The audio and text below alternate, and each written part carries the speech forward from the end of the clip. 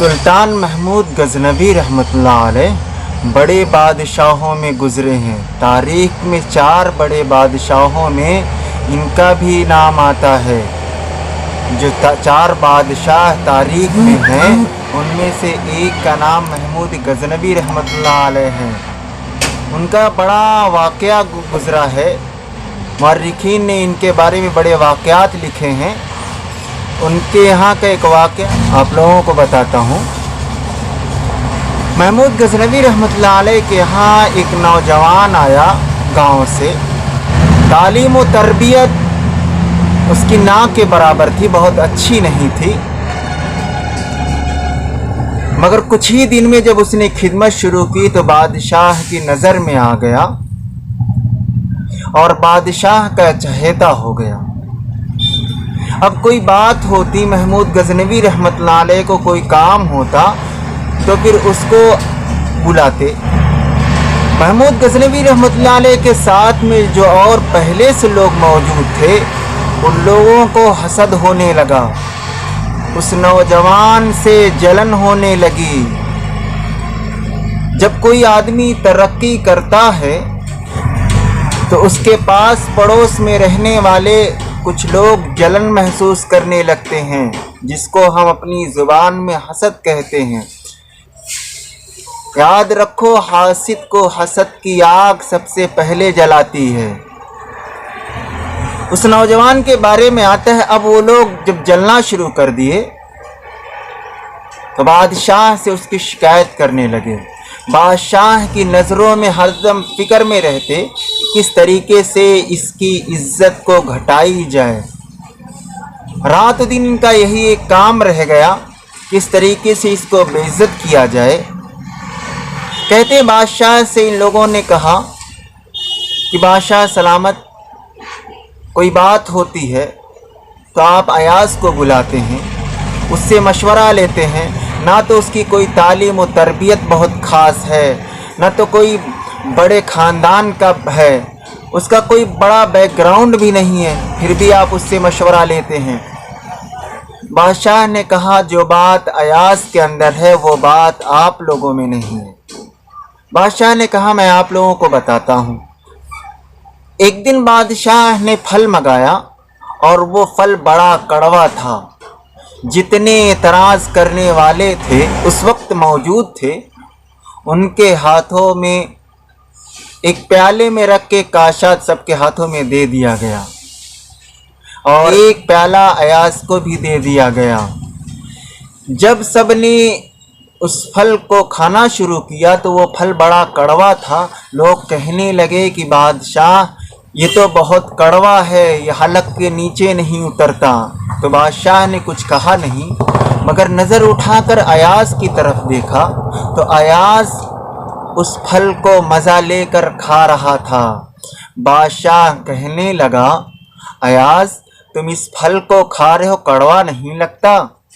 ایاز نے جواب دیا بادشاہ سلامت، بے شک کڑوا ہے، اس سے انکار نہیں کیا جا سکتا۔ جب میں کھانا شروع کیا بادشاہ کے ہاتھوں سے آج تک ہم نے میٹھا کھایا ہے، لذیذ چیز کھائی ہے، اگر آج کڑوی مل جاتی ہے تو اس میں ناشکری کی کیا بات ہے۔ بادشاہ نے کہا کہ دیکھا یہ عادت ایاز کے اندر ہے، یہ چیز آپ لوگوں میں نہیں بلکہ ایاز میں ہے۔ اللہ کرے یہ عادت ہم لوگوں میں پیدا ہو۔ زندگی خوشی اور غم کا نام ہے، مگر جب غم آتا ہے تو ہم لوگ شکوہ شکایت کرنے لگتے ہیں۔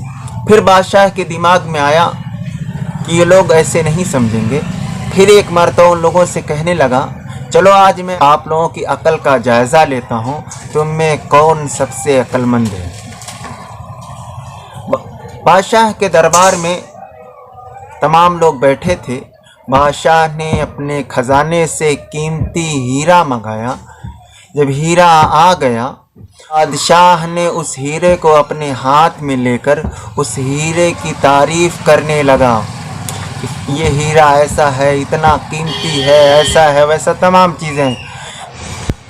جب لوگوں کے دلوں میں اس ہیرے کی اہمیت بیٹھ گئی اس کے بعد محمود غزنوی رحمۃ اللہ علیہ نے ایک ہتھوڑا منگایا، چونکہ پہلے ہی لوگوں سے کہہ دیا تھا کہ کل آپ لوگوں کے عقل کا جائزہ لیا جائے گا، تو ہر شخص بڑا محتاط بیٹھا تھا۔ ہتھوڑا منگانے کے بعد محمود غزنوی رحمۃ اللہ علیہ نے پہلے شخص سے کہا یہ ہتھوڑا ہے اور یہ ہیرا ہے، اس ہیرے کو توڑ دو۔ اس شخص نے کہا کہ سلطان اگر ہم نے اس ہیرے کو توڑ دیا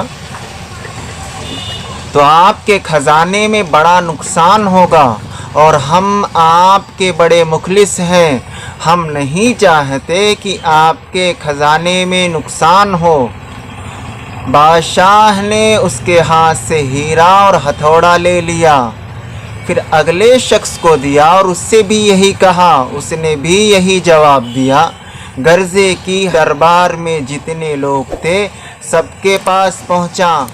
اخیر میں بادشاہ نے ایاز سے کہا ایاز اس ہیرے کو لو اور اس کو توڑ دو۔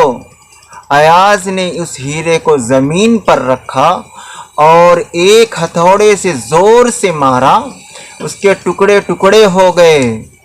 اب جب ہیرے کے ٹکڑے ٹکڑے ہو گئے تو لوگوں نے کہا ہو جاہل گنوار کہیں کا، کہاں سے چلا آیا، اس نے بادشاہ کا بڑا نقصان کر دیا، اس سے بادشاہ کے خزانے میں بڑی کمی ہو گئی۔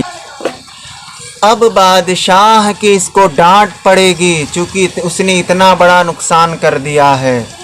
بادشاہ نے ایاز سے کہا ایاز تم نے اس کو توڑ دیا؟ ایاز نے کہا جی بادشاہ میں نے توڑ دیا۔ بادشاہ نے پوچھا کیوں توڑ دیا؟ ایاز نے کہا بادشاہ سلامت، بات دراصل یہ ہے کہ جب آپ نے کہا کہ اس کو توڑ دو تو ایک طرف آپ کا حکم تھا اور ایک طرف ہیرے کی قیمت تھی۔ جب میں نے دیکھا کہ ہیرے کی قیمت اتنی نہیں ہے جتنی آپ کی بات کی اہمیت ہے، اس لیے میں نے ہیرے کو توڑ دیا۔ یاد رکھو دوستوں، یہی حال جب کوئی موقع آئے تو ہمیں چاہیے کہ اللہ کے حکم کو دیکھیں، اس وقت اللہ کا حکم بڑا ہوتا ہے۔ اس وقت لوگوں کو بڑی شرمندگی محسوس ہوئی۔ پھر کچھ دن گزرا، لوگوں نے بادشاہ سے پھر شکایت کرنی شروع کر دی کہ بادشاہ سلامت، آپ جس کو اتنا قریب رکھتے ہیں وہ جانتے ہیں کیا کرتا ہے؟ روزانہ ایک کمرے میں جاتا ہے اور اس وقت اس کمرے میں جاتا ہے جب کوئی نہیں رہتا۔ کمرے میں جانے کے بعد اس نے ایک الماری بنائی ہے، اس کے اندر ایک تجوری ہے، اس تجوری میں کوئی سامان دیکھتا ہے۔ ہمارا پکا یقین ہے کہ اس میں آپ کے خزانے سے کوئی قیمتی چیز چرا کر اس میں رکھا ہے۔ بادشاہ نے کہا اچھا ایسی بات ہے۔ ایاز کو بلایا، ایاز سے کہنے لگا ایاز کوئی تجوری ایسی ہے جس کو آپ تنہائی میں دیکھتے ہیں، جب کوئی موجود نہیں ہوتا ہے تبھی آپ دیکھتے ہیں؟ ایاز نے کہا جی بادشاہ سلامت۔ بادشاہ نے کہا کہ اس کی چابی دو مجھ کو۔ ایاز نے اس کی چابی دے دی۔ جو اعتراض کرنے والے لوگ تھے ان میں سے ایک شخص سے کہا کہ جا کے اس تجوری میں جو بھی سامان نکلے لے کر آؤ، جو بھی چیز نکلے اس کو لے کر آؤ۔ وہ لوگ گئے بڑے خوش ہو کر کہ آج تو ایاز کی چوری پکڑی گئی۔ جب گئے اس تجوری کا تالا کھولا گیا، انہیں دیکھ کر ان کے چہروں کے رنگ اڑ گئے، اس تجوری میں کچھ بھی نہیں تھا۔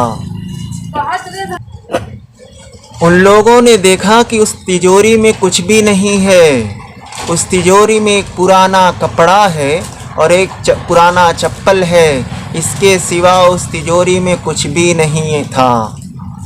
بہرحال بادشاہ کا حکم تھا کہ جو بھی اس تجوری کے اندر ہے اس کو لے کر آؤ۔ وہ لوگ لے کر بادشاہ کے پاس پہنچے تو بادشاہ نے کہا کہ اس تجوری میں یہی صرف تھا؟ ان لوگوں نے کہا جی بادشاہ سلامت یہی تھا۔ ایاز سے کہنے لگا کہ ایاز تم اس کو روزانہ جا کے دیکھتے تھے صبح شام؟ ایاز نے کہا جی بادشاہ سے۔ کہ क्यों देखते थे? کہ बादशाह मैं रोज़ाना जाके इसको देखता और अपने दिल से कहता कि अयाज धोखा न खाना, अयाज धोखा न खाना। तेरी औकात यही थी, जब तू बादशाह के दरबार में आया था तो यही टूटा चप्पल पहना था, यही पुराना कपड़ा तेरे बदन पर था, इसके सिवा कुछ भी नहीं था।